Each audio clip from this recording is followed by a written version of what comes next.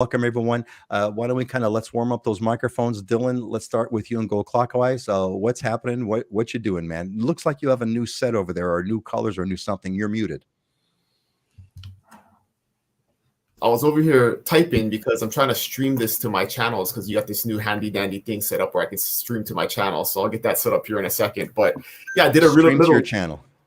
Yeah, because then I can stream to my Facebook and my YouTube, right? Or like you got that all set up. So I gotta go and type the title in and stuff. This is like you automatically do it. But yeah, I got the home studio rearranged a little bit. My wife wanted to get rid of some old stuff and cabinets and stuff that were in here, so we did a little rearrange. So I'm actually facing this is a crazy thing that we had the desk set up facing each other in the back of the room, where if we look out this way, the way I'm facing the camera, there's an ocean view, right? So it's like, I don't know, I set it up originally, and that is not my jam, being aesthetically pleasing. So I got some corrective action to make the office a little bit more, the natural light is better, so that helps with the video, right? So you got the natural light coming in the front window and stuff. So yeah, so same place, just a little bit different setup. Yeah, looks good. General advice is that let the wife figure out how stuff should look.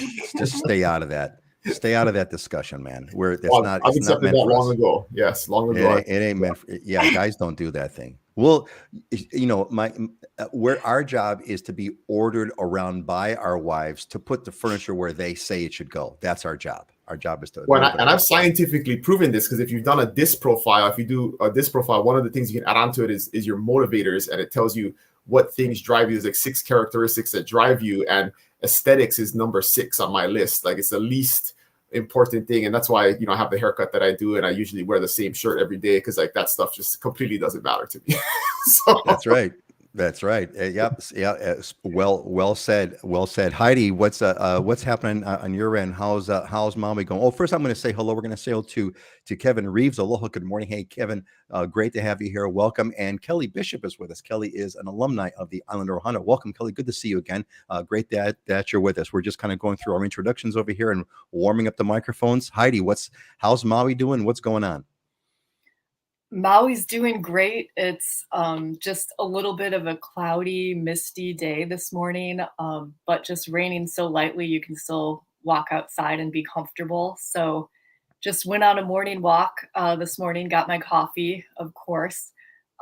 This weekend, there's going to be a big parade in Makawao. They're kicking off the Makawao Stampede, which is rodeo events, and it's going to be really fun. So I'm excited about that. And then the Wailea Film Festival is also coming up. So a lot of fun events here on Maui for the summer. Sounds like a blast. You mentioned that rain. I think one of the coolest things that really strikes you as like somewhat unbelievable is that Hawaiian. I forgot what the Hawaiian word is, but there is a word for a Hawaiian rain where it's the rain that falls but does not make you wet.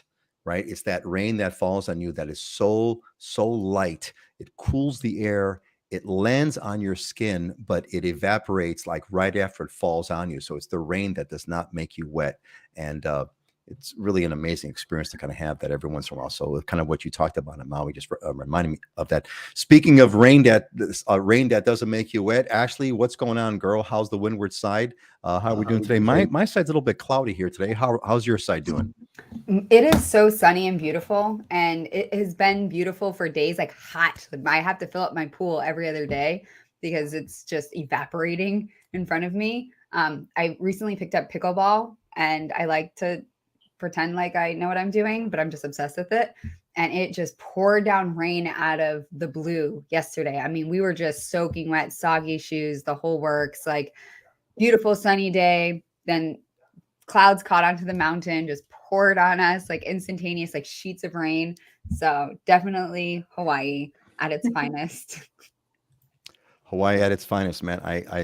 I'm speaking of that just yesterday. In fact, yeah, you're right. We had a little bit of that here. It was where it was like perfectly sunny. Everything was great. And then wham, down comes some rain, and then it was gone. And then everything dried up in just a few minutes. It was fantastic. So it's Hawaiian magic at its best. Indeed.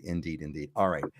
Hey gang, thanks for warming everything up. Let's move on. Hey, I got a question for everybody. I think we're gonna the kind of Kapila section. I think I've run out of artists, so I've got it blank today. There is no artist on kind of Kapila because I'm thinking about maybe I'm going to rotate back and I'd love to know what you folks think. If you got any comments or feedback, should we continue this? If we have to kind of loop back and kind of show the original artist. Or should we just kind of end it? We'll see. You decide. If you guys thought it was cool, we'll loop back and start kind of playing back the other artists that we have. Otherwise, I'm going to move on. Dylan, go ahead. Did we ever do Brother Is? Oh yeah, he was the first. Was he the first? Oh, okay. Yes. Yeah. Okay. He was the first. He was the first. And Auntie Joan is with us. Aloha, everyone. Ashley, thank you for the lovely comments last time. Yeah, Ashley, the last show we talked about Joan. We had picked, and it was the one show that Auntie Joan was not here. And then Ashley kind of sent back the message, which is cool. So yeah, the one show that Joan was not present was the one where we highlighted her presence. But hey, that's the way it goes. Hey, we got a bunch of news, and of course I want to hear you guys' feedback on it afterwards. So let's just kind of jump right into this right now. So here's what's going on, gang. Got a couple things going on. First of all, we have an airline flash sale. Now I don't know if it's still happening, but it was like a really big news. You could get round trip airfare for like $200, and so everyone's kind of doing it. And of course, because everyone's doing it, everybody hates it locally. The locals hate it because they're complaining, and rightly so, probably, that there's some people who are there's a private Facebook group actually. And I forgot what it's called. There's a private Facebook group made up of local folks, and they're all upset because some people are saying, "Hey, can I just fly to Hawaii and sleep on the beach?" No, you can't sleep on the beach if you can't afford the hotels, etc. Don't please stay. But it's kind of funny, right? So the lower fares are bringing more people, but of course with more people comes more controversy. So I thought that was always fun. Kilauea, the volcano. Dylan's going to clue us in on that. Kilauea, the volcano on the Big Island was on for 12 days. Yeah. It was on for 12 days, doing its thing, and then it was off. We were which is too bad because we have some family that's visiting us in early part of July, and we're going to go, of course, do the Kilauea trek. But that is no longer going to be happening. So Dylan, I want some update on that. Lower taxes. It looks like in Honolulu, the city council has voted unanimously to lower the city's real estate property tax for the first $1 million of value of residential properties that are used for rentals. So Ashley, if you have any update on that, I'd like to know about that. Fill us in on kind of what that is and what the effect might be. Save the manta rays. If you guys this is the first time I've seen that. I did not know that there was a manta ray tour on the Big Island. And of course, like any good thing, how's that go? No good deed goes unpunished. Of course, now manta rays are super cool. So now, of course, what's happening? It's becoming crowded, overcrowded, and now they're talking about kind of getting rid of it or regulating it or something like that. Dylan, I don't know if you've heard about that. I've never gone on we have gone on a manta ray tour. We actually swam with manta rays, but this was in the Caribbean, actually when we first got married as part of our honeymoon. But I never saw this on the Big Island. And then finally, here's another thing, and I know you guys want to chat about this, but unlimited clean energy protest. So here's what's interesting, right? So there is, and it really kind of typifies, again, it's an element of local culture here. So here's what's going on. There on the Big Island, of course, we have the active volcano. Right next to the active volcano, there is a geothermal energy generator source. It's called PGV, Puna Geothermal Ventures, if I'm not mistaken, is the name of the company. They're a geothermal energy generator. They basically, they're really close, of course, to this active volcano. There's a whole process which is, very well proven throughout the world, where there's they use this geothermal energy, the hotness of the lava, to generate steam, and steam spins turbines, and turbines generate electricity. It generates, I think, a good 25% of the electricity on the Big Island is generated by geothermal. There's enough geothermal energy on the Big Island to power the entire state completely. It is a 100% carbon free. It does not burn any fossil fuels. The only thing it does is it lets out some of the toxic gases that the volcano spits out by the thousands of tons a day. The volcano spits out thousands of tons a day of toxic gases. This one, because they drill in, of course, also has them as well. And of course, they're getting criticized. People want to shut them down. So it's always interesting to have a group. Here we have on one side, we have super clean energy, doesn't emit carbon, can power the entire state. And there's another group that wants to shut it down. So that's an interesting part of the day in Hawaii. Sorry I hope I didn't rant too long on that to make you guys fall asleep and get bored. And then, and that's that for the news today. So why don't we do this? It's time to shift over into our market updates. Find out what people are what's going on from market to market. Why don't we do this? Why don't we kind of go counterclockwise? Let's start with Ashley and then Heidi, and then we'll end up with Dylan. Give us an update, Ashley. What's happening on Oahu? What other news you want to add? Anything you want to comment on? That tax? I don't know if you heard about that tax bill, etc. Anything you want to comment on, Ashley? Go.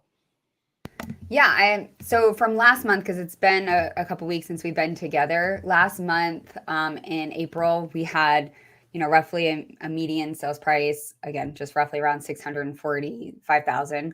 And then it's gone up, and this is for single families and condos, up to 700,000. If you're just looking at single families, we are at par almost to November 2022. And right now we're over 1.1 million average price point for single families. And condos, we're still hovering around 500,000. We have increased amount of new listings. However, the inventory has plateaued. So we obviously still have that supply and demand issue. The month supply is under 3 months still for condos and for single families. So we're about 2.8 to 2.9 months. So the market is super stable, super hot. The tax bill, we don't know a whole lot about it, but I know that there is an income cap, I believe, that they're talking about. So they're trying to help specific people who I think they're trying to raise the income to qualify, because only about 3,500 residents are currently taking advantage of the program, I believe.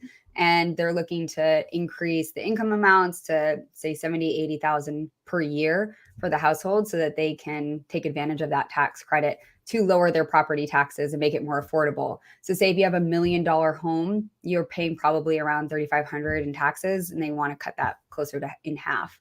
So they're talking about increasing your homeowner's exemption from 100, 110,000 to 140 to 160,000. All of it is still just proposal, because it equates to, millions of dollars for the state in tax revenue. So, and they did say that it's for classification residential A. So they are talking about it expanding to rental properties as well to help offset people who are looking to get, offset their income needs. Did you catch anything, Ashley, on that that other law? It looks like it's passed the council. I don't think the mayor has signed it yet, but it's the one about reducing the taxes, or is this related? Reducing the taxes for rental. If you own a rental property on Oahu, looks like there is a reduction of potentially they're proposing a reduction of the taxes for owning a rental. I don't know if you heard about that one or not. No, I think it's all bill. I think it's called Bill 40, if I'm not mistaken. I'm going to look it up after and see if this is the Bill 40 that I was just referring to, because I think it qualifies for both your primary and rental. Okay, yeah. But next show, I'll confirm. Yeah. And Steve is with us. Welcome, Steve. Good to see you, buddy. Glad you are with us for the live show. Hey, give us a shout out. I'd like to know where you all are from, where you're listening in from. It's always kind of fun to see folks on the show. While we're doing that, Heidi, give us the market up. So I'm hearing stability. Basically, I'm hearing stability.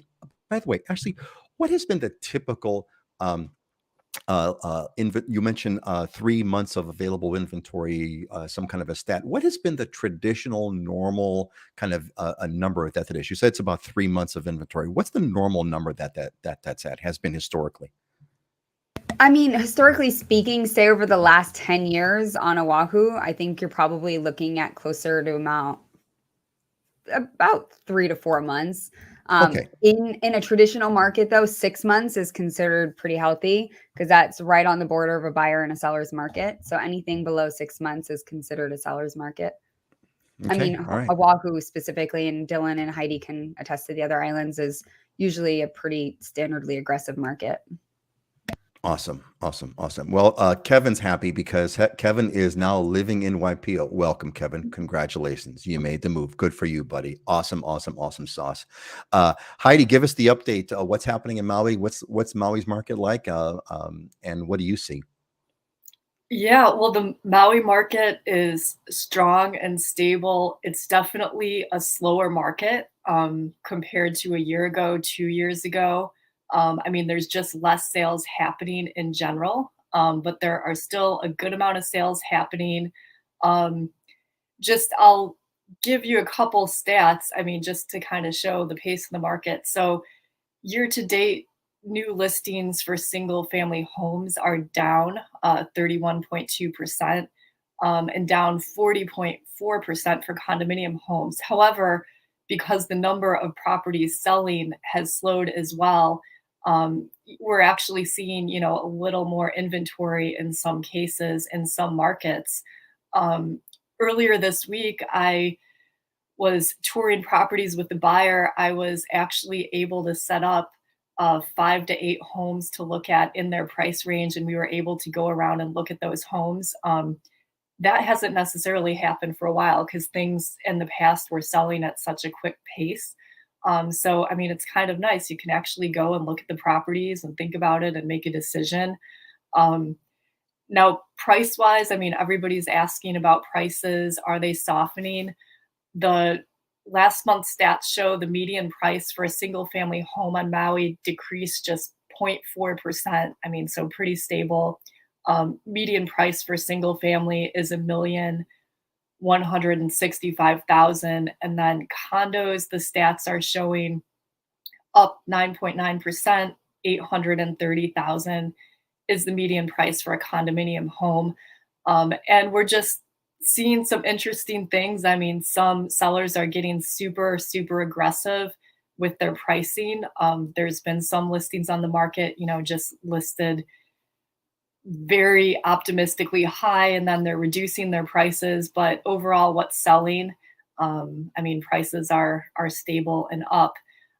But we are seeing days on market increasing some for both single family and condominiums, which I mean just kind of goes with this whole theme is it's a little bit slower market than it was in the past. But yeah. Yeah, I'm hearing the kind of the similar theme here. It's a little bit slower, but there's nothing, catastrophic that's occurring. Some kind of tweaks here and there at the edges, but again, nothing significant going on. Let's say a few shout out to our friends over here, Tom Falconer, him and his wife, Islander alumni Ohana, and work with Dylan, and they're living, loving life in the back lanai and Kea'au. So I am Tom. That's I wish there was a feature on this thing where you guys can send photos that I could play live. That would be really fun. But regardless, I'm glad that you guys are there, and I hope you're living the dream, man, because that's what it's all about, right, Dylan? Living the dream. We got Steve Boyer, who's tuning in from Provo, Utah, waiting for my car to be serviced. Dude, I can't think of a better thing to do than be hanging out with us while your car's being serviced, right? You're in a service department's like, yeah, I'm tuning into my friends from Hawaii, man. And Bob Carl is aloha from Hawaii Kai. Welcome, Bob. Good to see you again. I know you are a returning visitor, and we are really, really glad to have you here. Dylan, your turn. What's the update? Give us if you have any adventure stories about the Kilauea volcano, I'd like to hear about that as well. But give us, what's the market like? What other news do you have, and what's happening? Well, I just wanted to emphasize, I just thought that was hilarious, Heidi's point about it's really nice having like 4 or 5 homes that you can show somebody, because that really illustrates, what we took for granted for so long, where it was so insane, where it's like you had to like put the offer in before you even saw the house and be over asking price. And now you can actually go back to, I mean, I remember a time when you could show 10 houses and then, take the weekend to think about it.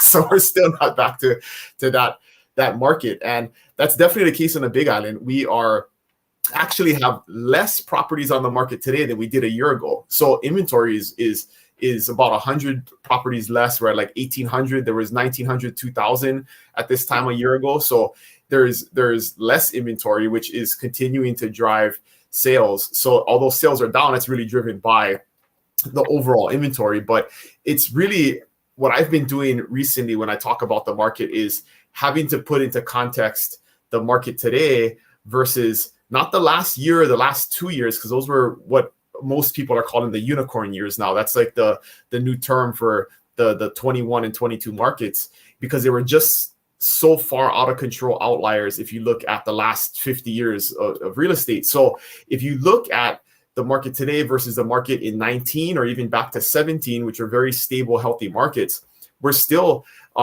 we're at extremely low inventory. So 50% the amount of homes that were available in those times. And if you look at the number of homes that are selling, it's on par. We're like kind of in that on the Big Island, 400 to 500 properties sell a year in a normal market. That's what we're back to, is 450 sales last month. So it's very much a just kind of a back to normal, but even if you compare it, kind of stronger market than we were in prior to the unicorn COVID years.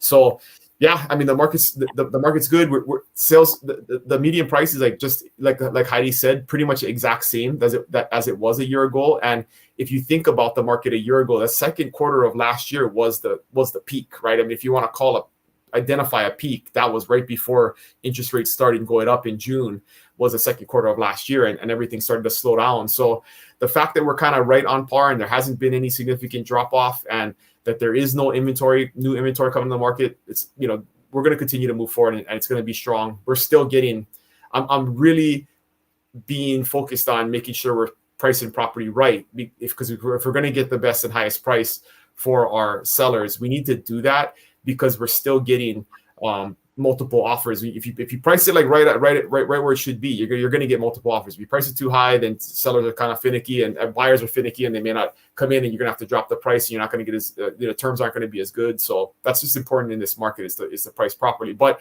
back to the volcano. I mean, it's beautiful. That's the thing, is it's back to being, I mean, last couple of weeks when the volcano was going off, the vlog was back. It was thick, it was gnarly, and then it made you yearn for the days with no vlog. But then now that it shut off 2 days ago, it's like I'm looking out and it's just completely blue, completely beautiful. But that's the life on the Big Island, right? It's not really a big deal. It's kind of like the news makes a big deal about it when it erupts. Nobody says when it stops. But that's been going on for 40 years. So it's not really a big deal. And, you know, back to your point about geothermal, that's one of the things that drives me the most crazy about our politics and our community, is like, we talk about being green and being environmentally friendly and stuff, and then, you know, like, we're the only state that doesn't give you credit for having an electric car. We don't push geothermal, which is like by far the cleanest, safest energy there is out there. And so, yeah, it's unfortunate that holds back, you know, us from doing what's smart and what makes sense. But I've toured the geothermal facility. You know, I used to work for the governor, and I've been there, and it's actually not true that it like emits toxic gas. It's a completely closed system. Like, this, whatever comes out of the ground goes back into the ground. So can you get all of it? Probably not. But I mean, it isn't like it's spewing some abnormal toxic fumes into the community. I mean, the Kilauea is doing that, you know, in like literally like thousands of metric tons a day. I mean, thousands of tons a day. That's right. Is not having any significant impact. And I've been breathing that stuff my whole life, and I'm okay, right? So, I mean, it's just not a credible concern. But we let a few loud people drive like the larger policy, which really is detrimental to the overall community.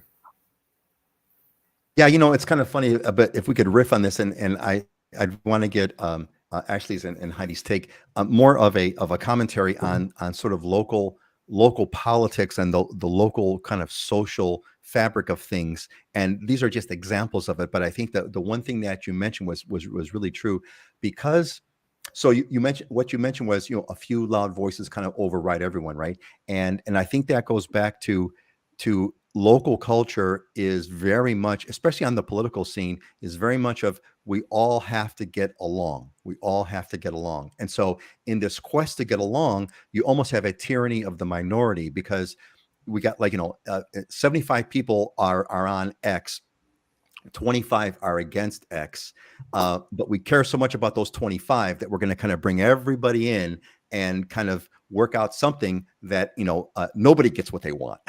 So, because we're all going to get along. We all get along on that way, because like Super Ferry was the same thing, right? Super Ferry was like everybody overwhelmingly wanted Super Ferry, but there was a handful of people, and there's another story about that as well. There's a bootlegger. There's a I talked about this bootleggers and Baptist thing a long time ago, economically, right? You have people who have a sort of a moral cause for something, and you have people who have an economic cause for something, and when you put those two together, you get like a really powerful combination. And I'm wondering who's the bootleggers and the Baptists with PGV, with Puna Geothermal Ventures. But that's an easy anyway, one. It's the electric company. The electric company. Yeah, I know, right? They're burning coal and oil and charging us 36 cents a kilowatt hour. There's no interest in, and guess who a huge political contributor in the state is to a lot of our big politicians who are green and environmentally friendly, right? Telco. So Helco is the electric company. Yeah. So there's your so it's actually a great example of bootleggers and Baptists. The Baptists are the environmentalists who somehow think that something's going wrong with the environment. It's wrong to drill. It's somehow wrong to kind of drill into the down into the ground to pull geothermal energy. There's something wrong about that. And then there's the bootleggers, which is the electric company, who is like perfectly happy not having us drill and have geothermal energy supply the entire state with clean, free, not free, but super low cost energy. So, Ashley, you're smiling, you're smiling from ear to ear, and I definitely want to hear your take on this, because you've always got a great view that's typically counter to what we have, which is what makes it great. No, in this case, politically, I would say it is one of the pitfalls to Hawaii. I will be honest.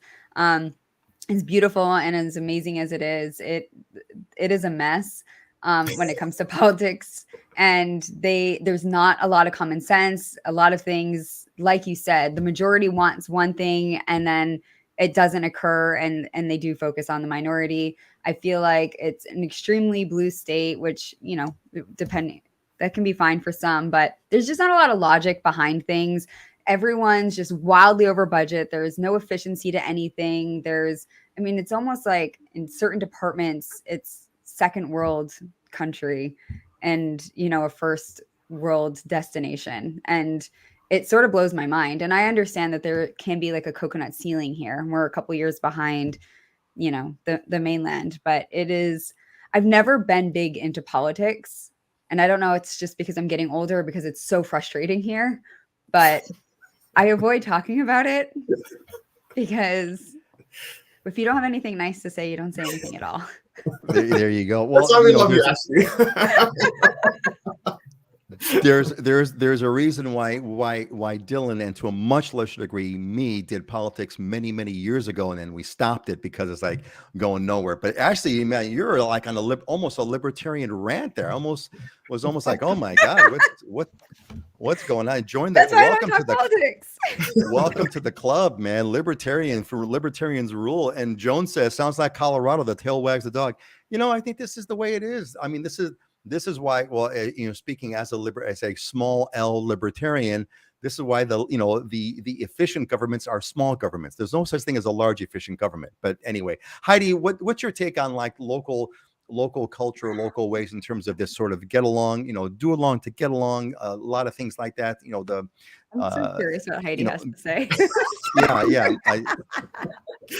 I don't want to corner you into anything, Heidi. You could talk about flowers and cats if you want, but I would just love to get your take on this conversation. Yeah, well, I mean, the state has a goal to be 100% clean energy by 2045, right? So, I mean, there's a lot of talk about this, a lot of support about it, but yeah, I mean, I'm not the best person to comment of exactly, what's being done. It's a big goal and it's something people support, but like what is actually being done? And the other thing is the infrastructure of creating power. I mean, a lot of our infrastructure on Maui is getting older and is going to need to be replaced. So we'll have to see how that goes. And then you have the other camp of the people that are just angry about the cheap flights because their solution is just don't come here, stay home. So yeah, I don't know what the solution is. I think one solution would be you cannot make laws that take effect 30 years from now. Like your laws should only be able to take effect now, right? And it should only affect stuff that's now, because it's easy to make these crazy aspirational laws that get you reelected that you can put on a campaign poster, but that are, and we go back to this, we talked about this recently too, is the cesspool bill, right? Or a cesspool law that they have in place. If they want a 100% conversion by 2050, if you just do the simple math, you got to do 3,000 cesspools a year to between now and 2050 in order to do that. And we do between 150 and 200. So it's like the most ridiculous law that is zero chance of it ever being implemented. And they're going to have to change it in 2049 when they're going to instantly turn thousands of homeowners into criminals if they don't change it. So it's like that kind of stuff really is just so, it's so frustrating when they do stuff and then they, I'm a proud environmentalist because I put this law into place, which I know is zero chance of actually taking effect and making any difference. That is a really good point on that, is making these future goals, energy 100% renewables by 2050. So we can how about we just get to 10% by next year? Let's do that first before we talk about 100% by 2050, right? Yeah, totally true. And and on the renewables thing, which is interesting, and Kelly Hobby, if you're still with us, Kelly lives on the Big Island, and she's working to live off the grid and has solar. And the fun part about solar, I've got solar panels too for another reason. Just a quick side note. I was Oahu. Ashley, you talk about second world country stuff. It's like, our energy reliability, our electricity reliability is like right there with second world, bordering on third world. Right? Okay, Ashley's nodding yes. Right? A lot of outages, and I've got the log to prove it. And I got the log to prove it. Of course, and it's going to get worse. Yeah, of course I do. Yeah, and it's going to get worse, right? So what did we have to do? We ended up dropping a lot of money, way more than I wanted to, but we bought not just solar panels, but we also bought a battery. So I have a Tesla, which is an amazing product, the Tesla Powerwall. And so ever since we did that, I've never had a power outage ever, which is fantastic. It's absolutely the coolest thing. However, if the sun is not around, if it's been rainy, cloudy days for several days in a row, solar and thing don't work. So if we're going to go to 100% renewable, so Kelly, maybe you want to chime in on this, is like, are we all prepared really to turn off our refrigerators and everything else and our electricity if we don't have sun? If we have like a bunch of cloudy days in a row on renewables, because the batteries don't. My video's gone. Okay, but the batteries will not last. Anyway, speaking of second the world renewable thing is going to be connections. Speaking of, right, I just lost power yesterday. Right? It happens all the time. There was no reason. It was like a gust of wind. Yeah, bam, and it's out, and then it comes back. That was God's way of saying, "Watch it, dude. Watch it. You're next." But yeah. So anyway, so it's interesting on this renewables goal. I don't even know if as the world is discovering, renewables like solar ain't so good, but geothermal is like 100% always reliable. Yep. 100% reliable. It's always running, and there is so much energy there. It's ridiculous. They could easily power the entire state easily. What's crazy is if you actually see the plant and how small it is, right? And it's powering 30% of the island already, and you could add 2 or 3 more to power the whole island. You could probably add 10 more and power the whole state. It's amazing how efficient it actually is and how low impact it is, to the community, to the environment. It's not like you got to have this huge, solar farms, wind farms, right? I mean, think of these. It's visually impactful. They take lots of land. I mean, thousands of acres. Yeah, and so many levels. It's such a better process. And it's not reliable. Anyway, so there's a couple of comments here, which is kind of fun. So Steve says, crazy not to use clean, free energy that Mother Nature has provided. Now, here's what's interesting. Let me ask you a question, Peter. What kind of tax credits did you get for your solar system? That's another thing our state. You get federal tax credits, but did you get any state tax credits? Nope. No incentive. No incentive to put solar on your house. No incentive, but we're going to go to renewables. No one has to even recoup it. There's no incentive for solar. They're doing it backwards. We'll fine you or we're going to charge you, but we're not going to incentivize you. It's like punishing your kid instead of having a reward system, or with your dogs. There is a tried and true way with humans and animals alike. Just to create good behavior. Exactly, right? Exactly. So here's what's interesting. So we're kind of riffing, we're riffing this a little bit, but I hope it's a worthwhile conversation. So what's interesting on this, Steve's comment here is making me think, crazy not to use clean, free energy that Mother Nature has provided. True. So what's also happening, Steve, is that there is a group, a faction of the geothermal folks that think it's sacrilegious. There's a religious component. They think it is a sacrilegious act to be tapping on Madame Pele, the goddess, the Hawaiian goddess, who is the goddess of that area, the lava goddess, and they think it is sacrilegious. It is sort of a sacrilegious activity. The interesting part about that is that I think what Dylan 2018, I think it was, there was a lava flow in 2018 that one of the lava flows somewhat recent. I think it was 2018. It was 18. Yeah, it was 18. It actually Okay. like went right up to the edge of the facility and then stopped and then kept going. So it like Pele made her intentions clear. Yeah. Pele made her intentions clear. She wiped out everything around the area except the PGV plant, went completely around the PGV plant. And so there's a counter argument, which is like, well, she made her thing clear. Anyway, so that's that. Okay, let's move on. Jeff says, hey, 2045 is a lame goal. It will naturally be achieved much earlier than that. You think so, Jeff? I don't think so. I don't think we're going to be 100% renewables as defined by solar, et cetera, by 2045. And I don't think it's going to work. That's my guess. And Kinaya is with us. Hey, Kinaya, aloha. Kinaya is also an alumni of the Honor Ohana. Aloha from Waikiki, Lanai. All right. Welcome to Waikiki. We had last night, man, we had the gang. I have to, one of these like local brag sessions, right? Last night we had, my wife and I celebrated we're celebrating our 31st anniversary, and we had a dinner in Waikiki. We went to the Sheraton, went to the Moana Surfrider Hotel, had a beautiful dinner right on the water, just off Waikiki Beach. It was absolutely fabulous. Sunset, the whole bit. And, as we were sitting there enjoying this wonderful dinner, I was like, this is why Waikiki was traditionally the place of royalty. That place is so perfect. It's so unbelievable. It's so amazing. Just fantastic. Yeah, fantastic. Oh, thank you, Jesse. Jesse Naomi Kabang Grace says 2018 was Fisher 8. Thank you. Thank you for that confirmation. I love it. I love it when we get crowdsourced information. All right, gang. I think we beat the crap out of this issue enough. Next slide, please, as Dylan always says. Hey, look, gang, how did you get here? Did you get on the newsletter? If you got here via the newsletter, you're on. If you're not here via the newsletter, get on the newsletter. You'll get invites to the live show. We get really cool pictures. Actually, there was a super cool picture that I shared last week. I should have brought that with me about an amazing shot of a lava shot. Livinginhawaii.com. Get over there, get on the newsletter, and do your thing and join us. All right, let's move on. Ro Ritchie says Hawaii needs to chat with Iceland about their thermal. Yes, exactly, Ro. It's not like it's something new that we're trying to figure out here for the first time. Iceland's been on geothermal forever. Geothermal is everywhere. In fact, it's being New Zealand. New Zealand. Yeah, it's everywhere. It isn't like we're not inventing anything. We're just reusing it.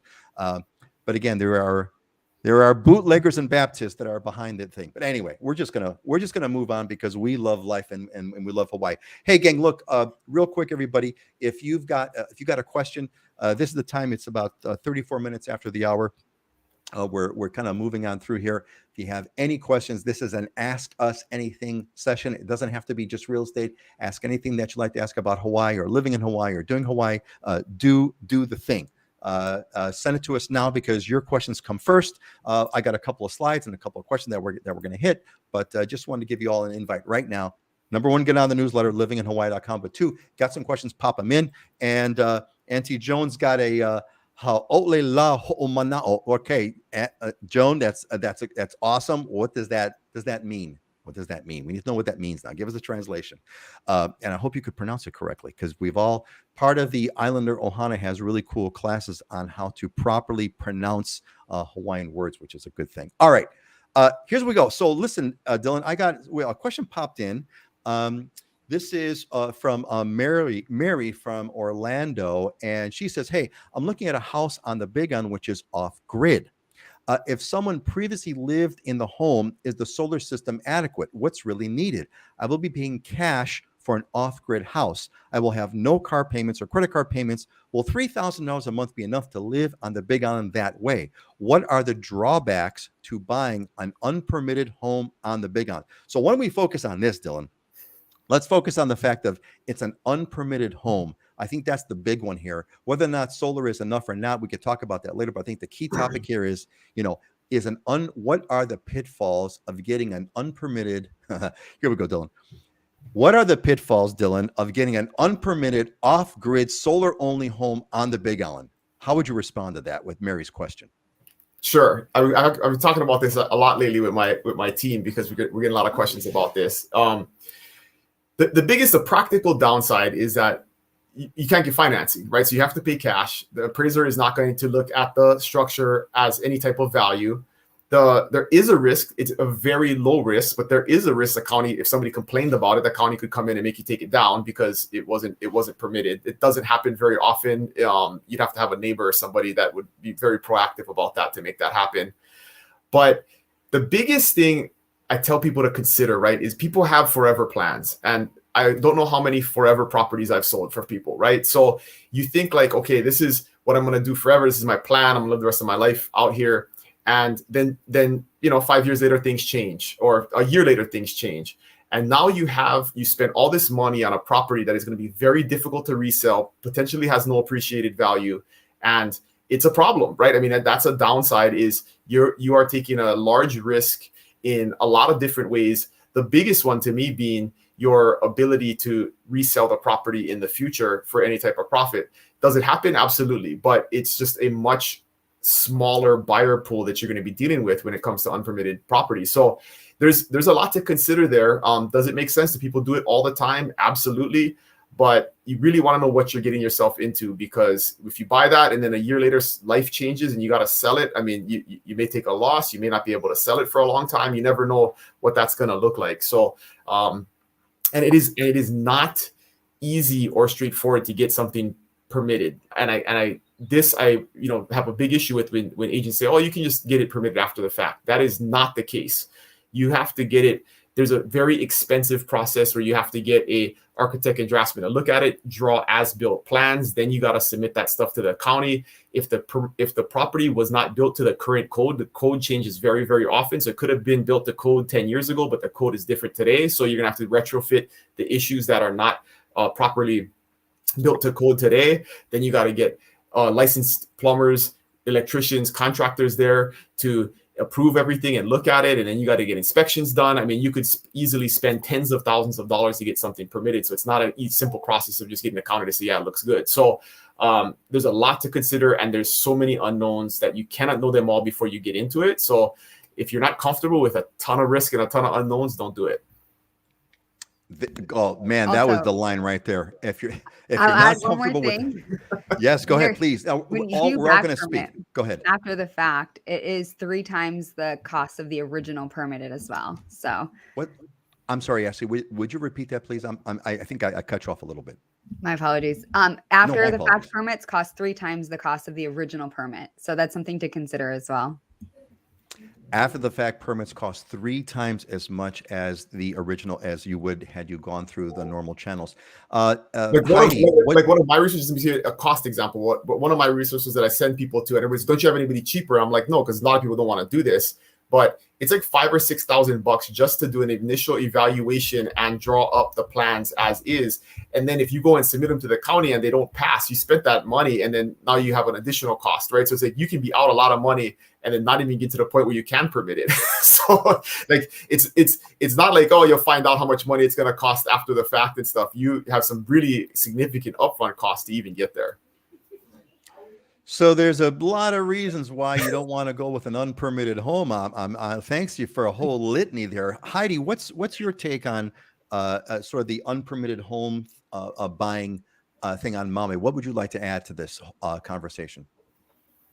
Well, I don't know about buying a completely unpermitted home. I mean, that seems pretty scary, but what we come across more often are homes or properties that have unpermitted aspects to that. For example, somebody converts their garage into a little studio and puts in a kitchen and then converts the downstairs into another apartment and puts in a kitchen down there, and that's unpermitted. Or they just decide to add a few more bathrooms, and never get permits for them. I mean, that's more common, what we see. And I mean, there's risk in that as well. And depending, so a lot of this exists in reality, and a lot of it just continues to exist, and nobody has any impact, because there are buyers out there that they look for these unpermitted improvements because they're adding value in certain buyers' eyes. But there's risks as far as insurance. There's risks if the neighbors were ever to complain or something happened on the property. I mean, it's just riskier in general. So I mean, part of your due diligence in buying a property should be really looking at the county records, and also seeing if the seller actually closed past permits to do work. Because sometimes you find there's all these open permits, and some of that could possibly be negotiated in the sale. I mean, depending on the situation with the property. So it's always important to go in eyes wide in when you're buying a property in Hawaii, just to make sure that you know everything about it. Because like Dylan and Ashley said, I mean, to try to go back and get after the fact permits, I mean, it can be a huge headache. It can take a really, really long time. I was showing a property, and it's a huge agricultural property, and there's this yoga shala on it, and the buyer really liked it, but it's completely unpermitted. So if they want to get a permit in the future to build something else on this property, they might have to take that down. So, I mean, that's just something to think about.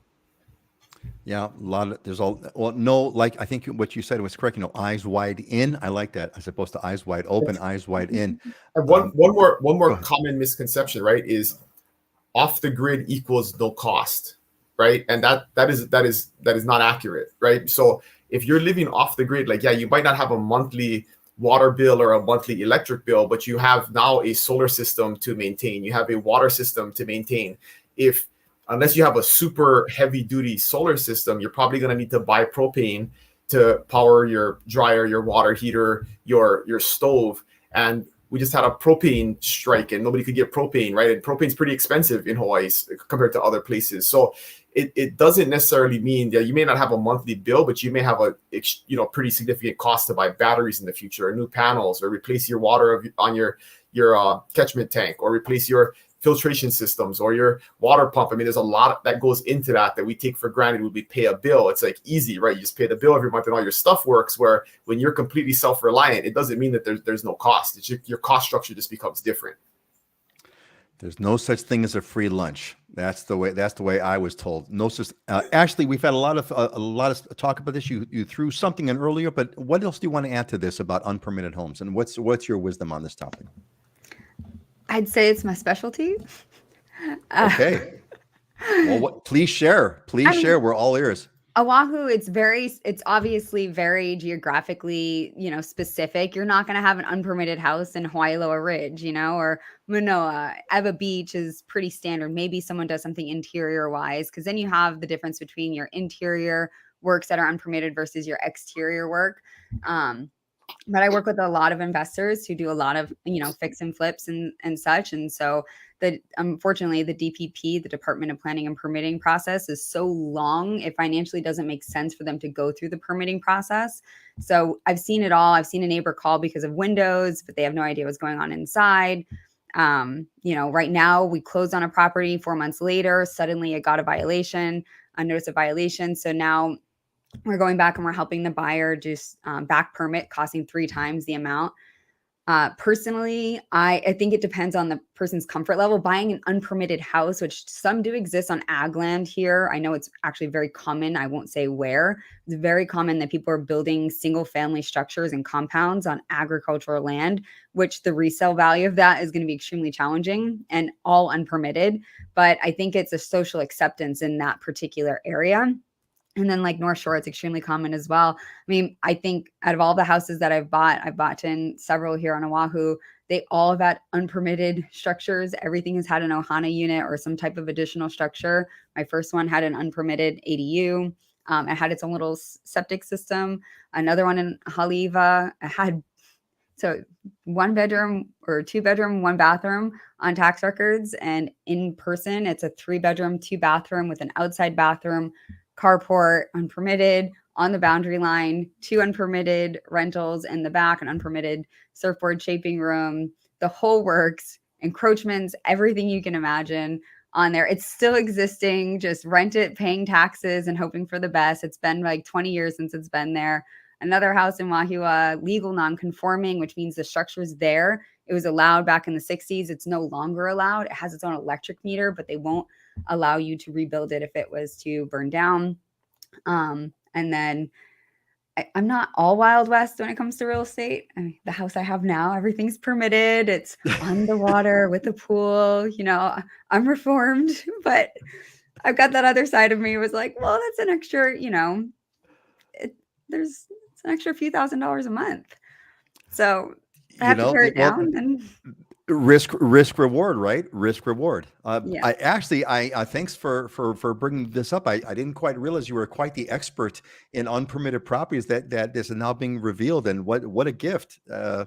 Excellent. So what is your general advice then to people like Mary who's looking at an unpermitted house when you have buyers that come to you that have either an unpermitted house or unpermitted, like Heidi said, unpermitted structures or unpermitted add-ons, or the extreme? What's your general take? What do you tell people? The unpermitted house is really, I think that part is a bit unnerving. If there's unpermitted work on the house, I think that's honestly just, for me, that doesn't scare me at all. You go back, you back permit, you make friends with whoever the inspector is, and you just go with it, roll with the punches, so to speak. But an unpermitted house is not that common. And I don't think that someone should necessarily purchase an unpermitted house, because then you could be homeless, unless if you're okay with a yurt, if that had to happen. But I would suggest in negotiations that perhaps it be permitted, and then you can do an owner financing structure until the permits are processed, or something of that nature, where you can have the seller see it through, and then you have that security. If it doesn't, then you can pull out without being stuck with the property or an asset that you can't unload. Awesome. All right. Let's, Dylan, is there anything that you want to add? Yeah, the short takeaway is sometimes the deal costs you the most, right? Like you get what you pay for. And so the thing that looks really financially attractive could be the most expensive thing that you buy. So just be aware of that. So don't do it to save money. Do it because you want the property. You do it because you accept the risk, or do it because whatever, but don't do it because it's the cheap way to go and it's all that you can afford. Because if all, like in Mary's case, she's making $3,000 a month. Is that gonna you with the risk about that?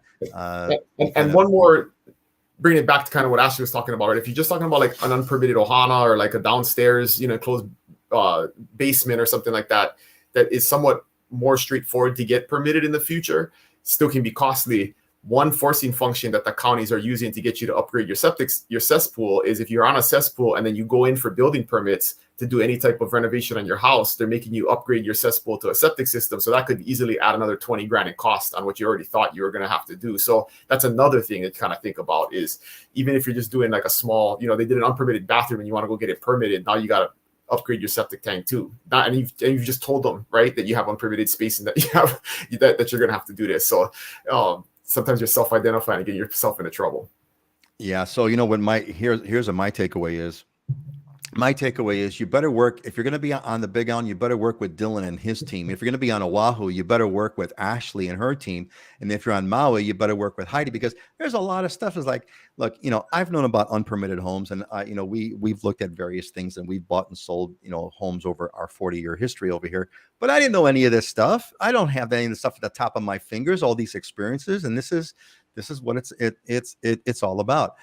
All right. Hey, let's catch up here on a bunch of comments that we've been getting. So first of all is what Auntie Jones said is ha'ole la ho'omana'o, which means I didn't know this, but now I know it. She who laughs kind of fills us in and says, hey, it means happy anniversary. So Auntie Joan, you are correct. It means happy anniversary. So thank you. Thank you, everyone, for happy anniversary. I appreciate that. And, we're talking about all this stuff that you had mentioned earlier, Dylan, about, an exit strategy. Bo, Ro Ritchie agrees, buy with an exit strategy, and also says, always see the house lend during all times of the day and never buy sight unseen. Yeah, I would agree. Sight unseen is not a good thing, unless I think Heidi mentioned this a long time ago. For some reason, Heidi's just popping into my head. Sight unseen might be okay if, for example, there's a condo that you would stay in when you would visit Hawaii, vacation in Hawaii. You stay at this condo like every single time. You've been coming to this condo for 10 years, and now there's a unit in this condo that's available, and you have a good realtor who can do the basic due diligence. That would be an example of quote unquote sight unseen that someone may take. So anyway, all right. I think that's that. I think we've covered everyone's comments. All right. Why don't we do this? It's let's get into our diamonds and deals over here. We should talk about our favorite properties over here. So, gang, here's where we talk about inspirational properties, diamonds and deals, a combination. And so, let's see what we got here. Who's first? We got this Kula Maui house. Looks amazing. Heidi, what are we looking at here? This is a beautiful 3-bedroom, 3-bath home in Kula. You can see the ocean in the distance. There's half an acre of land, so a lot of privacy. You have a whole home water filtration system, photovoltaic solar panels with 2 Tesla backup batteries. It's about a 20-minute drive to the beach, and just really private, serene, lower Kula. And they're asking $195 for this home. Oh, and you have a jacuzzi on the back lanai as well. Man, that is a cool property. I love the it's a small photo, but in the upper right, I'm seeing it looks like a koa, at least some kind of a hardwood floor. It could be koa or otherwise, I'm not sure. Maybe monkey pod, but hardwood floors, beautiful, great views on a half an acre. That's a big piece of land, and 2 Tesla. See, I only got 1. Now I'm jealous. I have 1 Tesla Powerwall battery. That's all we need. And this one's got 2 Tesla Powerwall batteries. That is a cool piece of technology, by the way. Side note. Excellent. Thank you, Heidi. That's a great property. What's up next? We got an Eva Beach house. Tell us all about it, Ashley. What are we looking at here?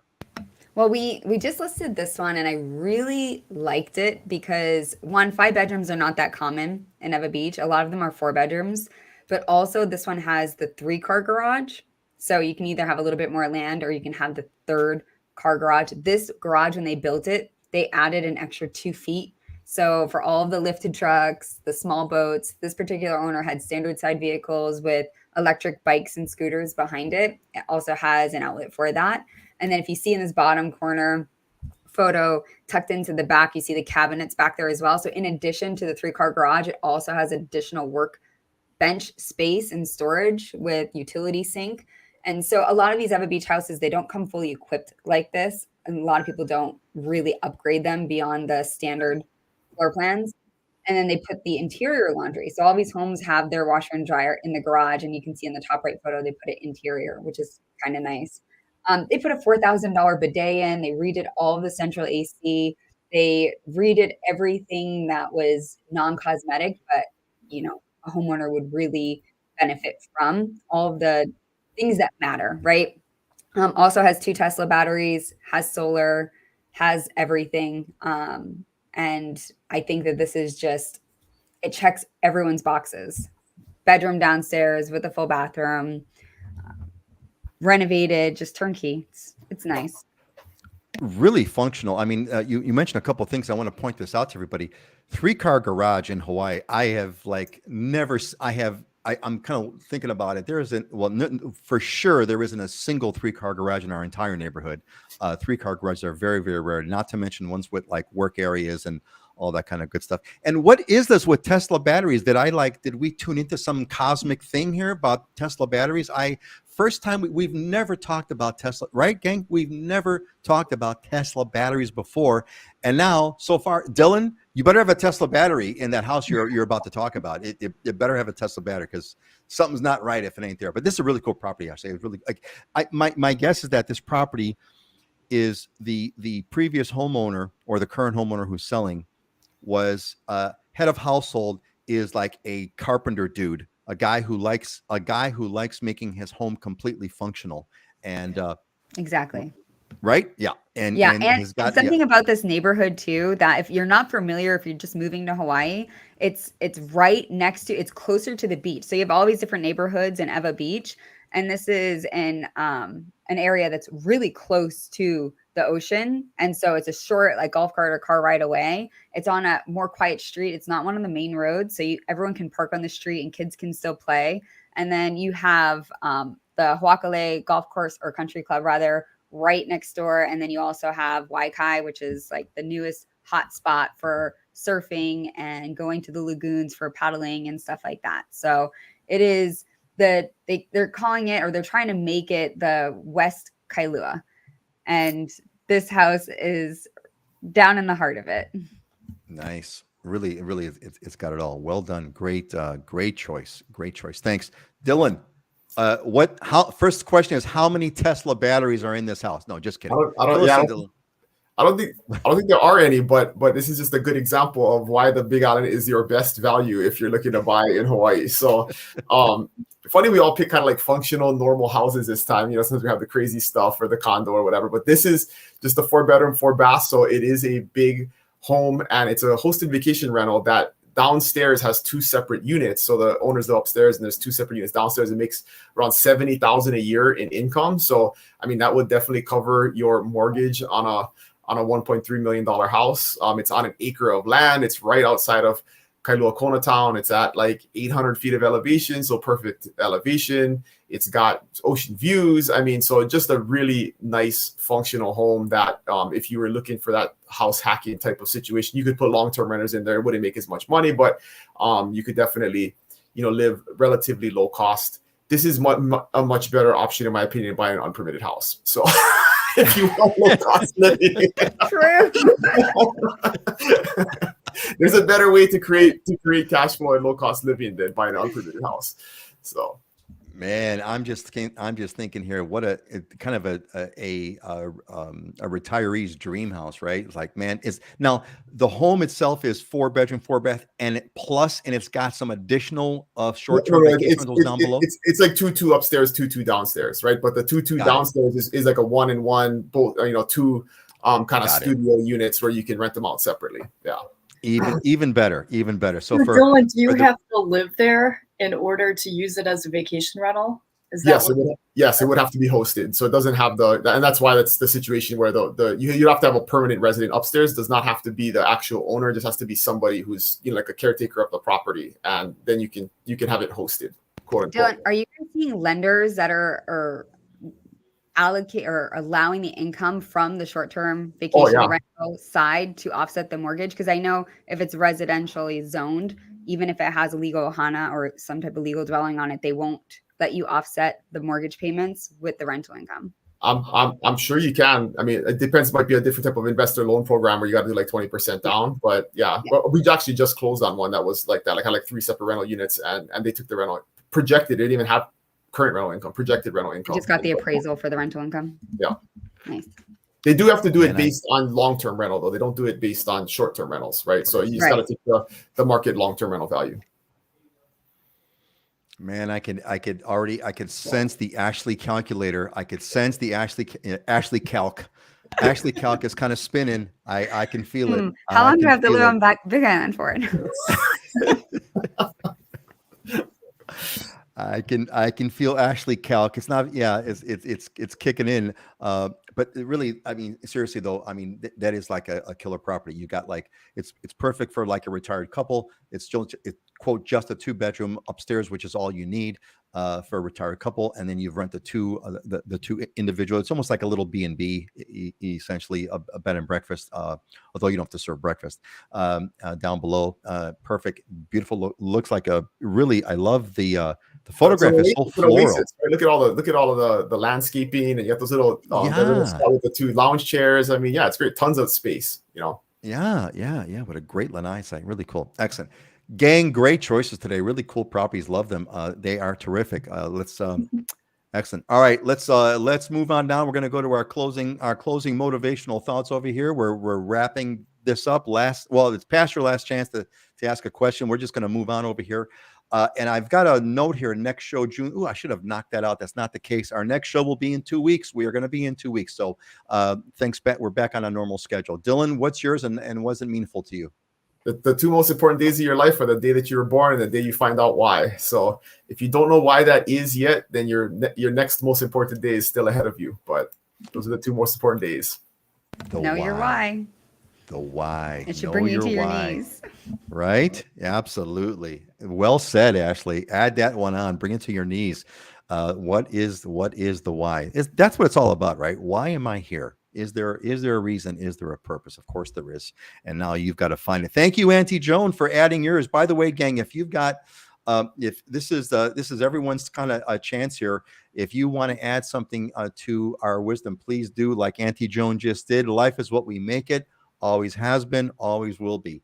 Well said. Thank you, Auntie Joan, for adding yours onto this list. Heidi, what's yours and how is it? Tell me how it's meaningful to you. If you wait for the perfect moment when all is safe and assured, it may never arrive. So this is, you plan, you make the best decisions you can, but at some point, you just need to make a decision and go for it. So this is just having the courage to do this and knowing that, everything's never going to be 100% perfect. You just got to go for it. You just got to go for it. Guy Kawasaki, who was one of the marketing guys behind the very first Apple computers, has another line which is similar to this, and he talks about shipping a product. Some people want their product to be perfect, and his line right along this is, "Don't worry, be crappy." Send out a product. If it's better, it doesn't have to be perfect. Don't worry, it's okay to be crappy if it's better than everything else. Ashley, what's yours today? Change you. Oh, that doesn't make sense. Hey, don't worry, be crappy. It doesn't have to be perfect. Just go for it. Change. I have to I get to. So I think the simple mindset shift of, man, I have to go and drive into the traffic to go over here. Or, man, I have to go to the grocery store and I have to cook tonight. So I get to go to the grocery store. I get to cook tonight. I get to make 100 calls and I get to sit open house on a beautiful Sunday. There, that's like a cool shift, right? It's a shift from obligation to gratitude, right? That's what I get to means, right? It's attitude of gratitude, right? Which every study I've ever heard about gratitude says, gratitude is like a super important emotion to accentuate, to increase in your life. Those with attitudes of gratitude.